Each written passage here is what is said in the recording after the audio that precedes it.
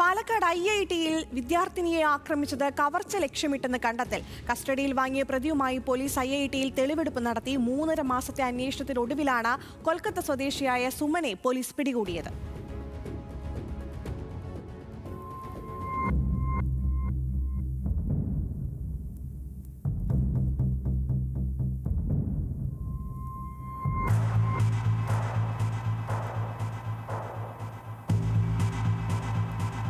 ഫെബ്രുവരി 23-ന് രാത്രി 8:30-ഓടെയാണ് data science engineering വിദ്യാർത്ഥിയായ സേലം സ്വദേശി അശ്വിനിയെ പ്രതി തലയ്ക്കടിച്ച് വീഴ്ത്തിയത്.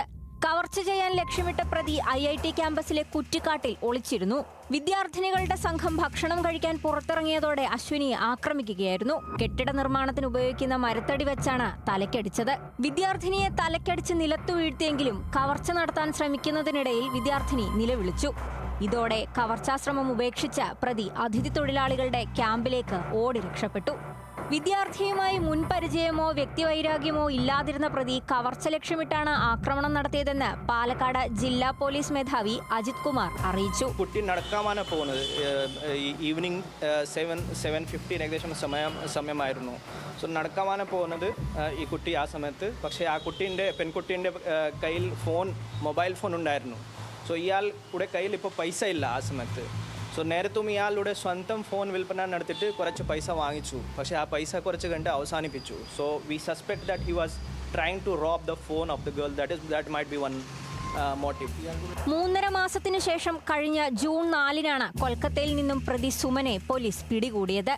പ്രതിയെ വിദ്യാർത്ഥി തിരിച്ചറിഞ്ഞതോടെ കസ്റ്റഡിയിൽ വാങ്ങി വിശദമായി ചോദ്യം ചെയ്തു. ചോദ്യം ചെയ്തതിൽ നിന്നാണ് നിർണായക വിവരങ്ങൾ പോലീസിന് ലഭിച്ചത്. പ്രതിയുമായി അന്വേഷണ സംഘം ക്യാമ്പസിൽ തെളിവെടുപ്പും നടത്തി. ആക്രമണത്തിൽ തലയ്ക്ക് ഗുരുതരമായി പരിക്കേറ്റ 3 മാസം ചികിത്സയിലായിരുന്നു വിദ്യാർത്ഥിനി. കഴിഞ്ഞ ശനിയാഴ്ചയാണ് വിദ്യാർത്ഥിനി തിരികെ ക്യാമ്പസിലെത്തിയത്. IIT ക്യാമ്പസിന്റെ നിർമ്മാണ പ്രവർത്തനവുമായി ബന്ധപ്പെട്ട് കഞ്ചിക്കോട്ടെത്തിയതാണ് സുമൻ.